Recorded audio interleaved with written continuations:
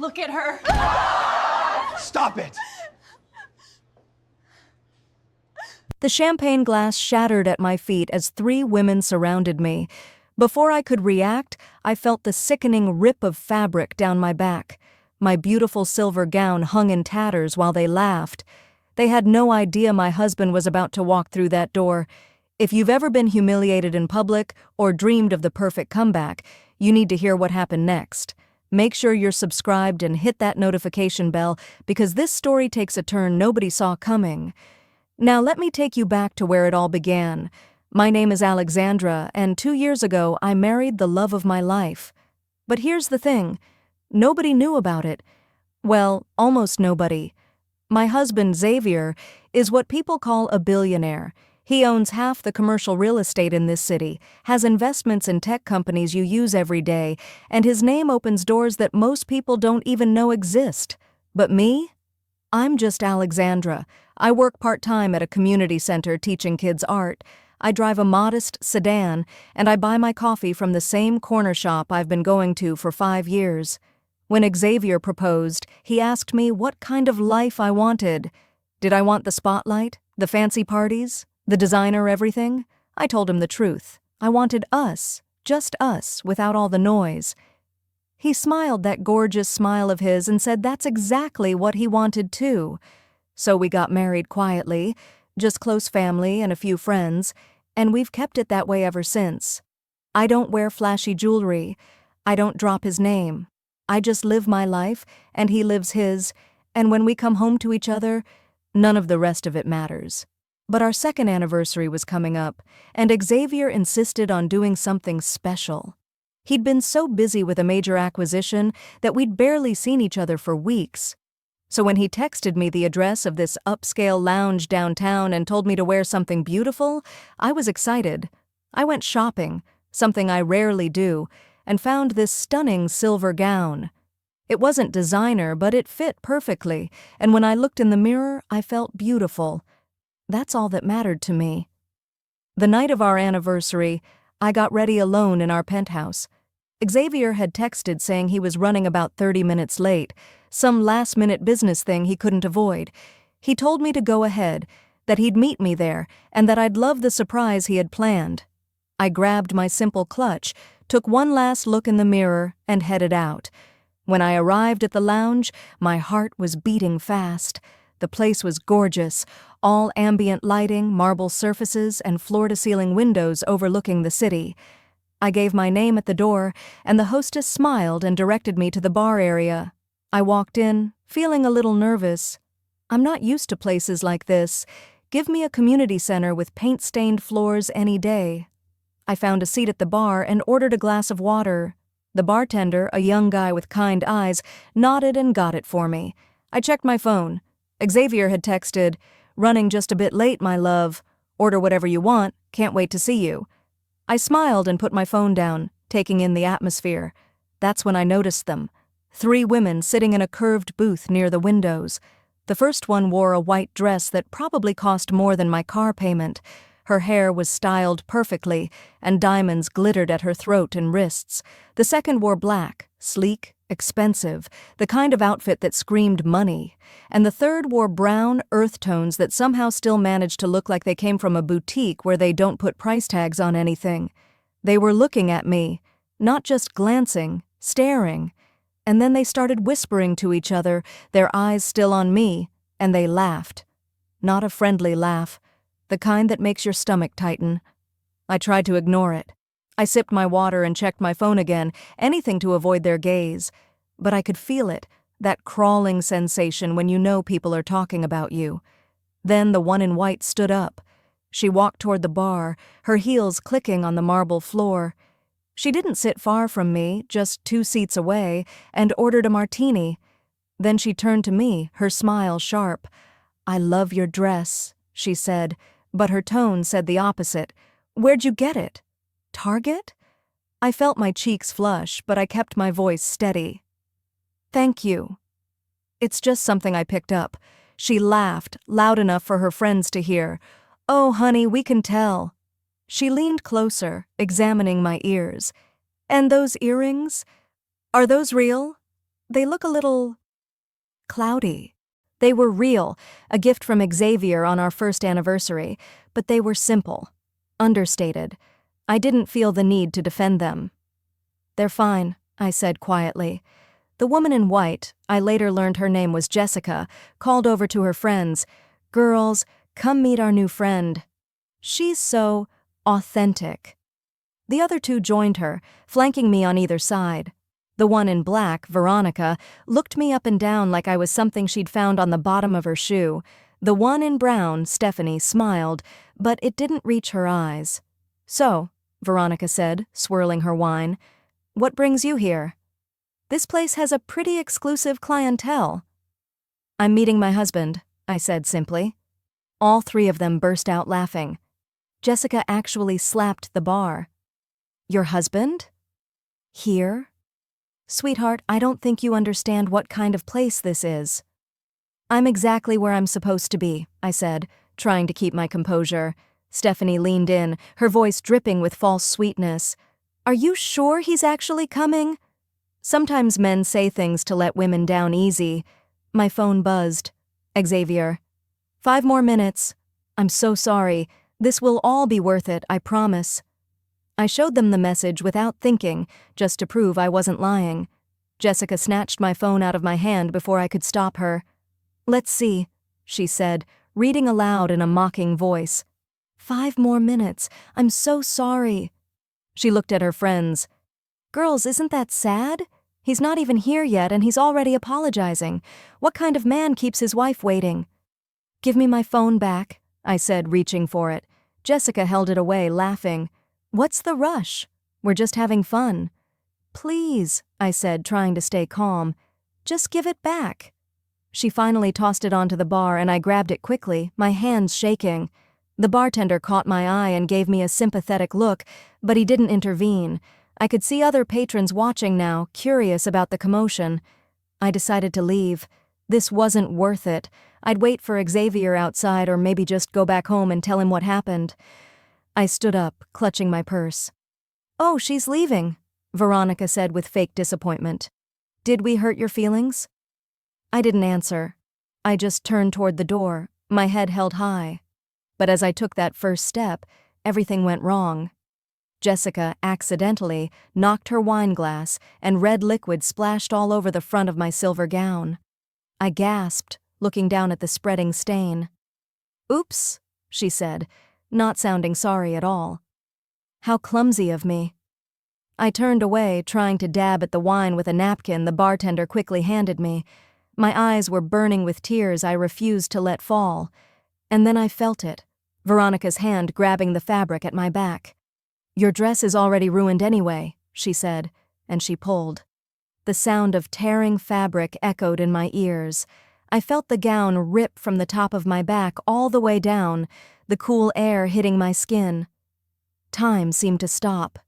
I stood there, frozen, feeling the dress hang in tatters, barely covering me, and they laughed.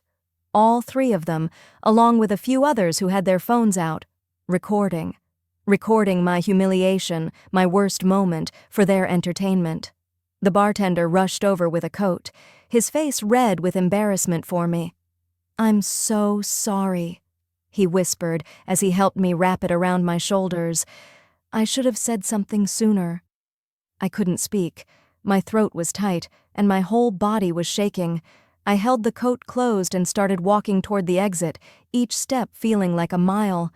My mind was racing. Should I tell them who I am? Should I call Xavier? Should I just disappear and never think about this night again? Behind me, I heard Stephanie call out, "Need us to call you a cab? Maybe somewhere more your speed? Like a diner?" More laughter, more phones pointed at me. I was almost at the door when it opened, and Xavier walked in. I've seen my husband in many moods, loving, playful, thoughtful, intense when he's working, but I'd never seen him like this.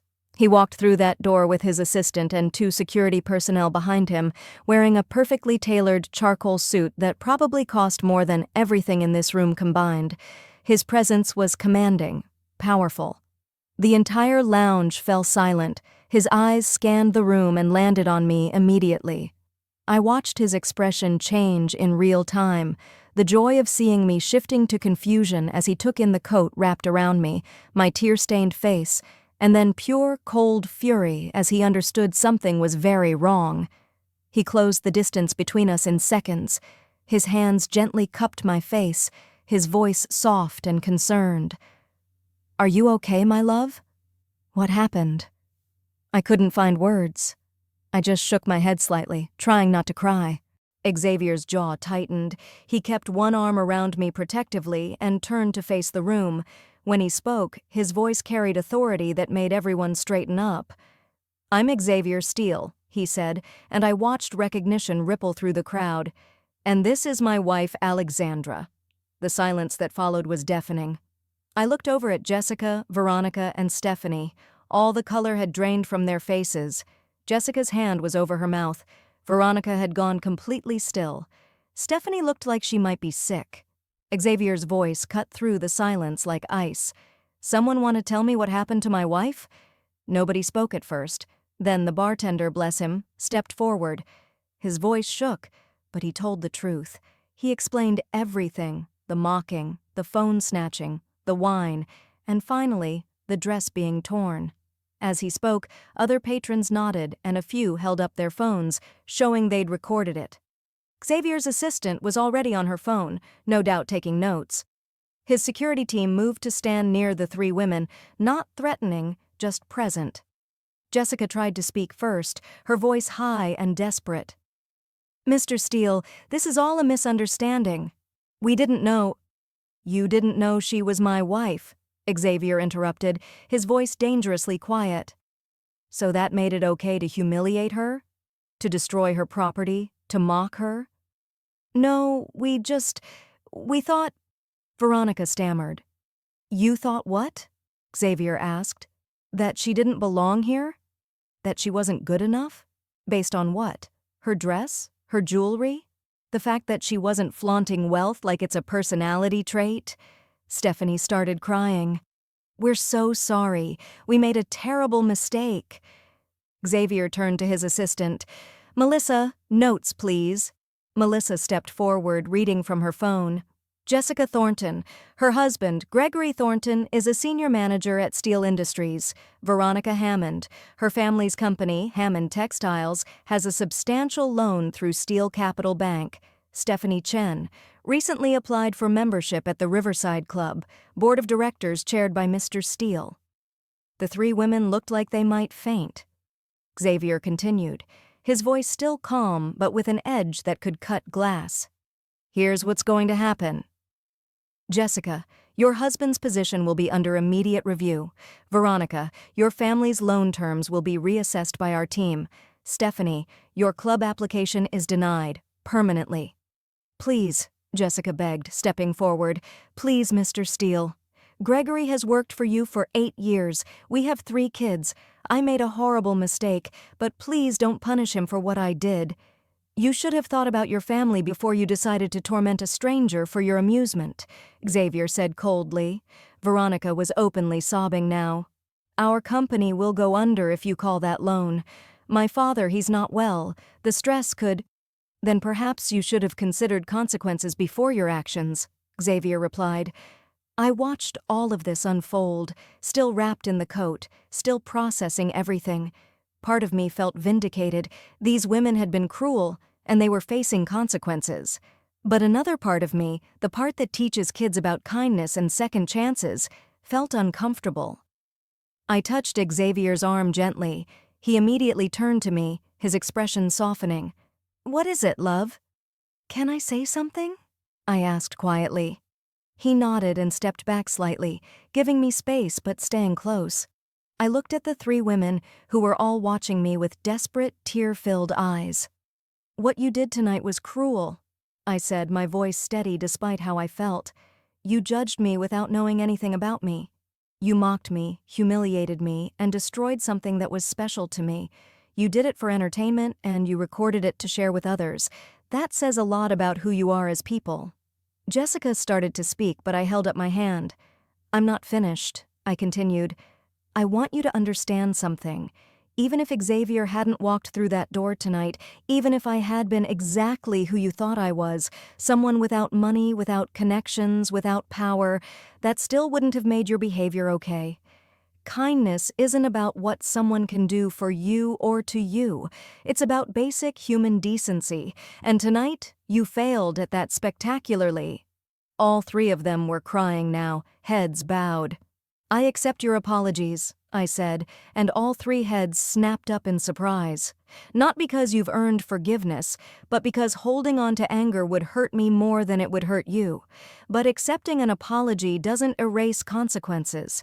You need to learn that actions have weight, that words have power, and that cruelty always, always comes back around." I turned to Xavier. "I'd like to go now." He nodded immediately, his arm going around my shoulders. But before we could leave, Jessica stepped forward hesitantly. "Mrs. Steele," she said, her voice breaking, "I know I have no right to ask, but is there anything we can do to make this right?" I looked at her for a long moment. "Be better," I said simply. "Be better than you were tonight. Teach your children to be better. That's all any of us can do." Xavier guided me toward the door, but as we passed the bar, he paused. He spoke to the bartender in a low voice, but I heard him. "Thank you for trying to help my wife. Your kindness won't be forgotten." Then, louder, addressing the room, "This establishment is closed for the evening.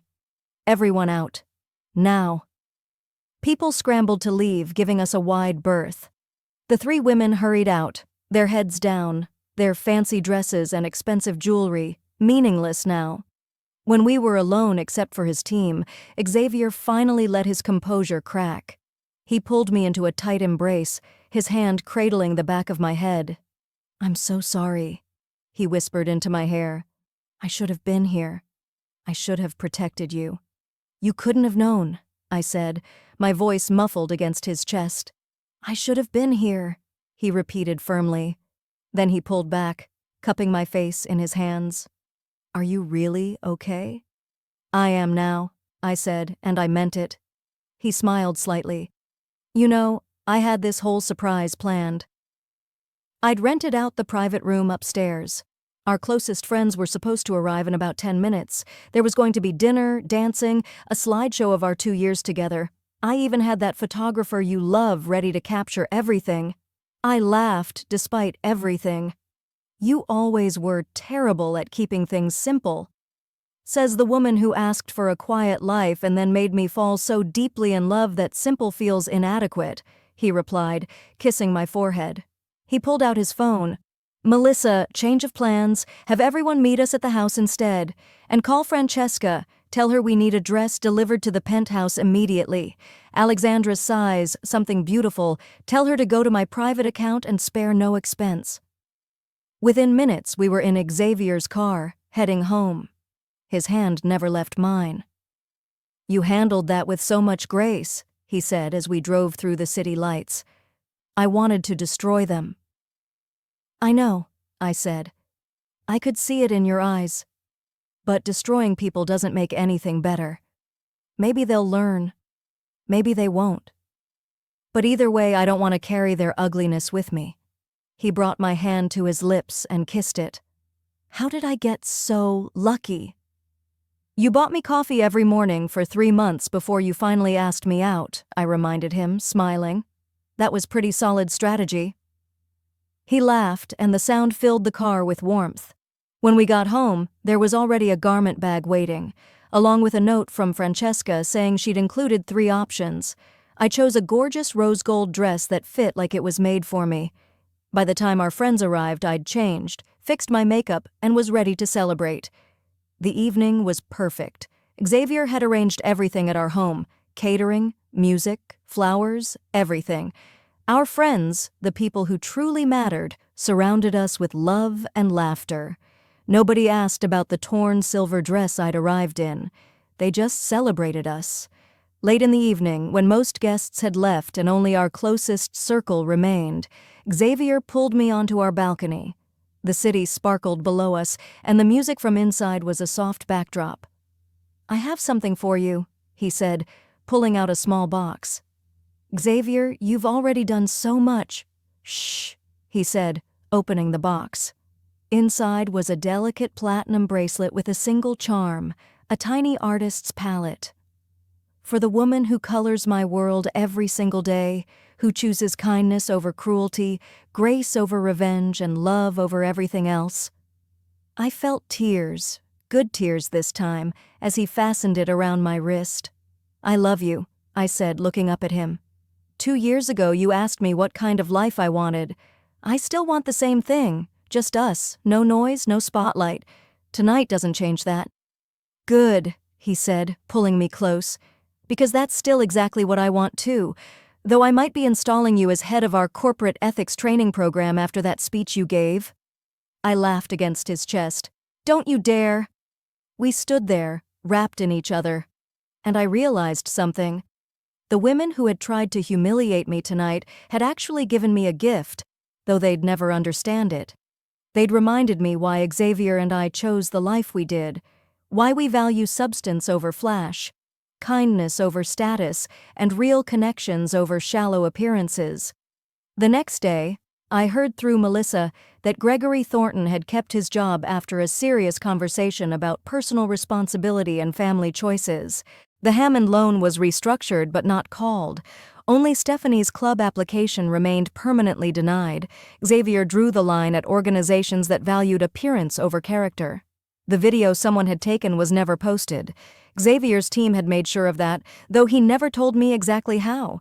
I never saw those 3 women again, but I heard they'd become much quieter in social circles. Whether they actually learned anything? I don't know. That's not really my concern. What I do know is this. My silver dress is gone, but the lesson from that night remains. Never judge someone by what they're wearing, where they're sitting, or what they appear to be. You never know who they really are, what battles they've fought, or what strength lies beneath a simple exterior. And sometimes, just sometimes, the person you're underestimating is married to someone who will move heaven and earth to protect them. But more importantly, sometimes that person doesn't need protection at all. They just need a moment to show their own strength, their own grace, and their own power. Because real power isn't about money or connections or who you know.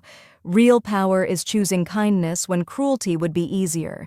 It's offering forgiveness when revenge would be simpler. It's walking away with your dignity intact, even when everything else has been stripped away. That's the lesson I learned the night my dress was torn and my husband walked through the door. And that's a lesson I'll carry forever. And that's how 3 bullies learned the hardest lesson of their lives. Sometimes karma doesn't wait. It walks through the door in a perfectly tailored suit. If this story resonated with you, smash that like button and share it with someone who needs to hear this. Drop a comment telling me, would you have handled it with grace like I did, or would you have wanted even more revenge? Subscribe because I've got more unbelievable true stories coming your way.